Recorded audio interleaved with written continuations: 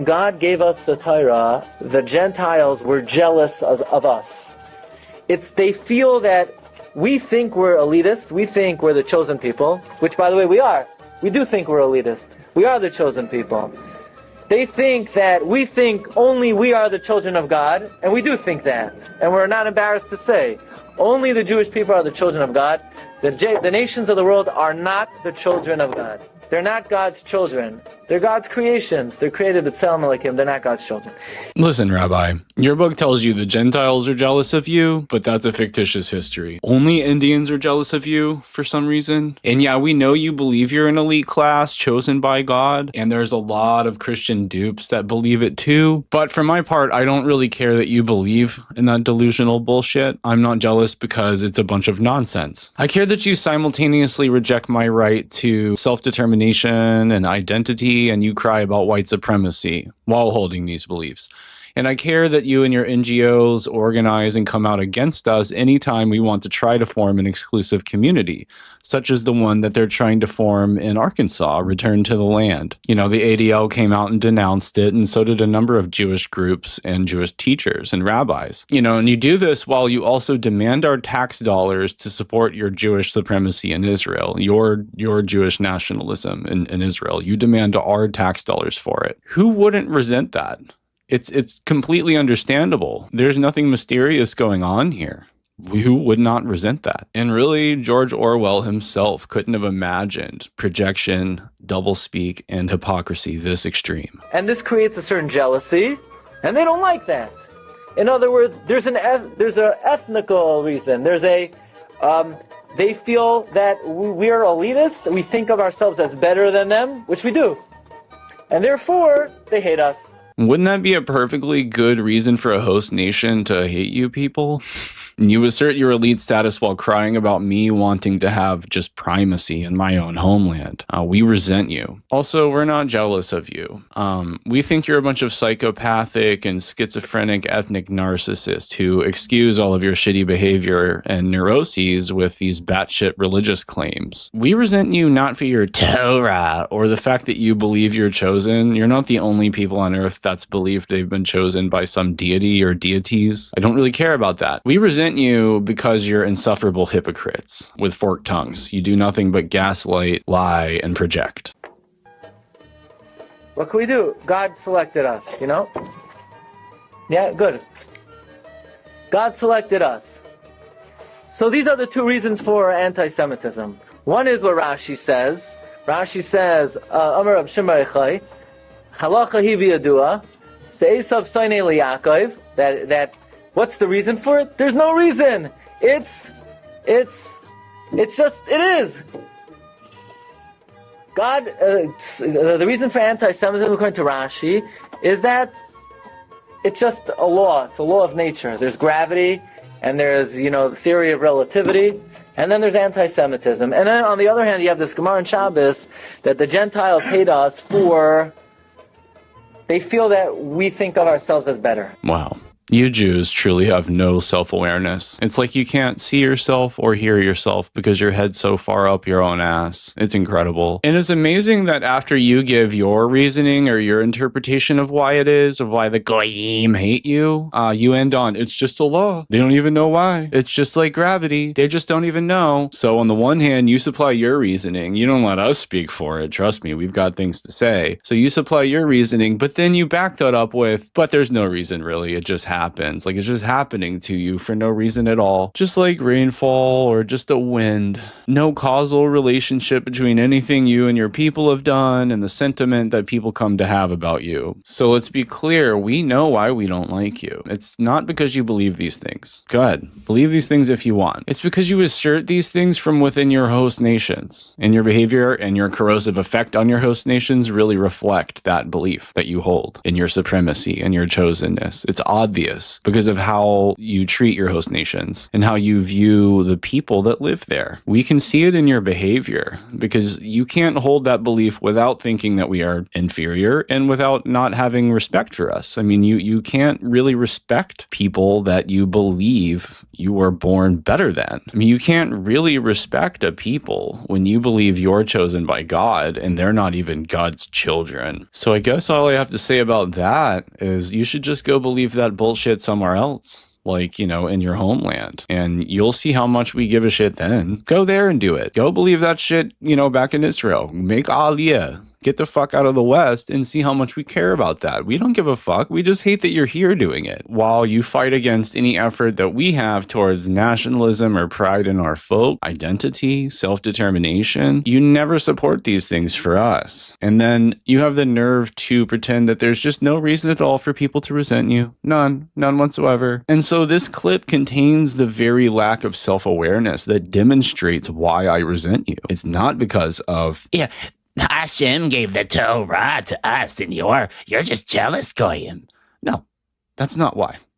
Anybody, if you could just stand back and just look at this clip and just hear yourself speak, it would be really obvious. Wow, look at this guy. It's not even about the words you're saying or the substance of it. It's about the fact that you really can't see or hear yourself. Like you're contradicting yourself like crazy here. You're speaking with a forked tongue. You say all these things that, you know, if anybody said them to you, right? Well, you know, we're white, we're chosen, whatever. You would just fly off the handle, but the other way around, you're just like, well, it's just a law. You should just accept it. You know, it's just normal and it's just for no reason at all. And then you have the nerve to wonder why people would resent you. But then instead of asking them, you just come up with your own bullshit reasons. It's just so exhausting dealing with you people.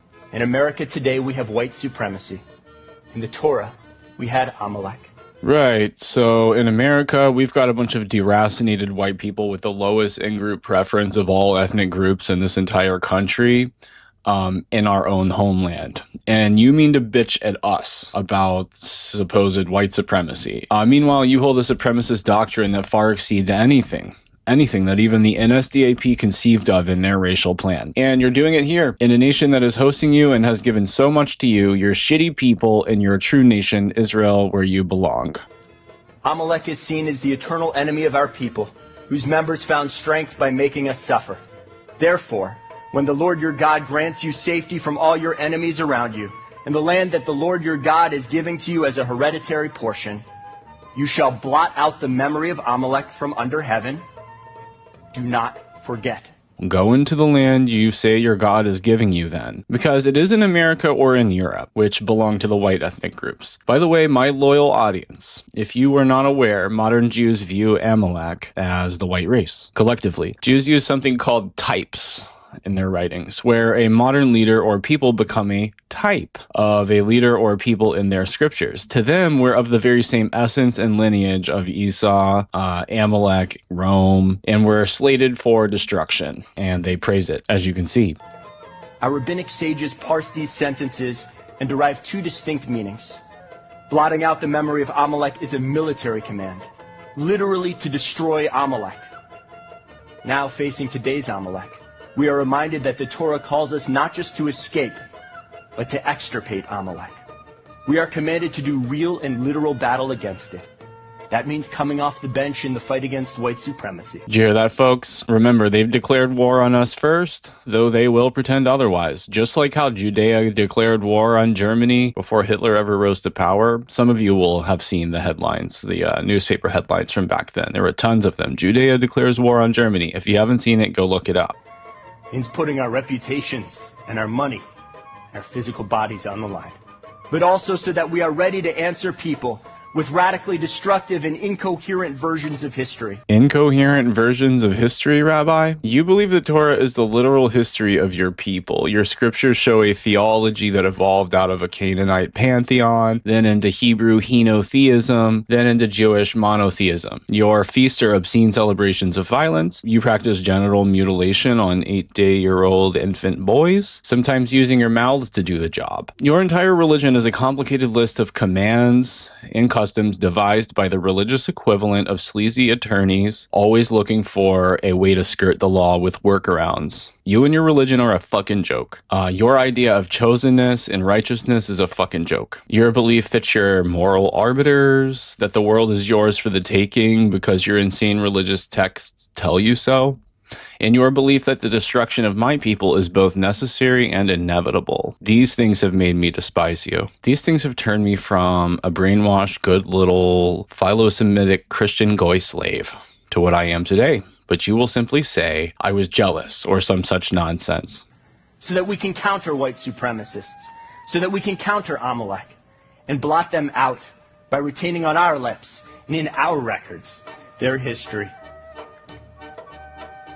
By being bearers of history, we can help guide the future. Blotting out Amalek need not merely be about military conquest. Equally important is ideological victory. Now keep in mind, when he says he wants Amalek blotted out, he does also mean destroying records and edifices that show our history, and that they should be in sole possession of the narrative of our history and our time on this earth. And that's some pretty twisted and insidious stuff. And nothing could more readily counter white supremacy than a Jewish community proudly helping our Muslim neighbors. There is nothing that undermines a white supremacist worldview more than diverse communities getting along and building together towards the future. Look, diversity is the strength of Jews, because Jews have always been safer and more prosperous in host nations with no unified identity. They do not intend for their planned messianic kingdom over in Jerusalem to be diverse, leaving all the nations outside of the gates to the city. But for your nation, well, it's supposed to just be self-evident and unquestionable that diversity is good for us. The reality is he is admitting that diversity interferes with white unity, as it's intended to, and obviously does. I think there's a resurgence of anti-Semitism because at this point in time, Europe has not yet learned how to be multicultural. And I think we're going to be part of the throes of that transformation, which must take place. Europe is not going to be the monolithic societies that they once were in the last century. Jews are going to be at the center of that. It's a huge transformation for Europe to make. They are now going into a multicultural mode, and Jews will be resented because of our leading role. Wow, Barbara. It's really interesting to see you talk so casually about this. When we talk about it, we get condemned as evil people who are just crazy, insane conspiracy theorists. But here you are talking about it. You're sort of congratulating yourself about it, and you're telling us that it has to happen. It's just mandatory. It's necessary. And there's just no other way around it. And it's incredible that you acknowledge Jewish involvement in this, and not only involvement, but a leading role in the whole process. And you acknowledge that those kinds of things would cause a people to resent you, obviously, because who wouldn't resent that? But I think one thing I resent most is that you will so casually say this, and you will acknowledge the reasons that we're pissed off, you'll acknowledge the reasons that we resent you, but then the rest of the time you guys pretend it's not happening. The rest of the time you pretend that we're just full of shit and we're crazy, and we're just, we're getting our information from insane, crazy conspiracy theory, white supremacist forums and all sorts of nonsense. But here you are saying it. And this, folks, this is why I don't need conspiracy theory material. This is why I don't need dubious and questionable documents. Listen to them. They will tell you exactly what they think and exactly how they feel and exactly where they believe their place is in all of this. And it's just incredible to me that she can see that and she can understand that, well, of course that's going to result in anti-Semitism. But without that leading role and without that transformation, Europe will not survive.